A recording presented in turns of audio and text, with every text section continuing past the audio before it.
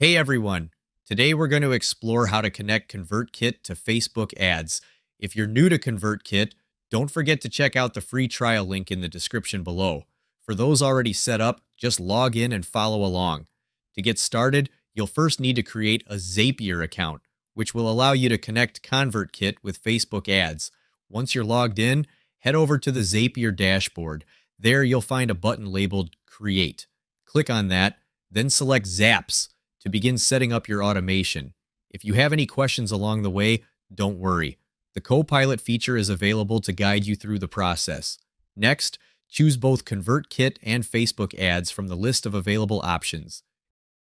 Be sure to fill in all the required details on the right side of your screen.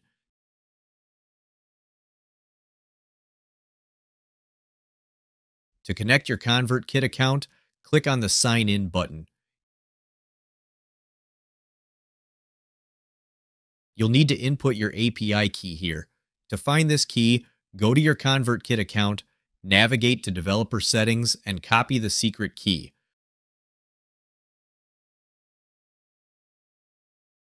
Once you've pasted it into Zapier, simply click Yes, connect to ConvertKit, and you're all set.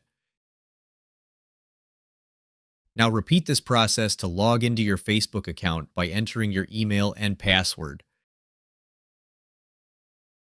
After connecting both accounts, take a moment to configure your settings as needed. When you're satisfied with everything, just click Publish to activate your Zap. And that's it. You're all set to automate your processes. I hope this video makes the steps clear and the entire setup easy for you. Before we end this video, I want to invite you to a free training on building your email list while earning high-ticket commissions. My team and I have been using this method to make over $3,000 in commissions while growing our list for free.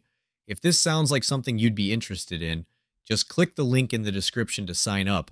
Thanks for watching.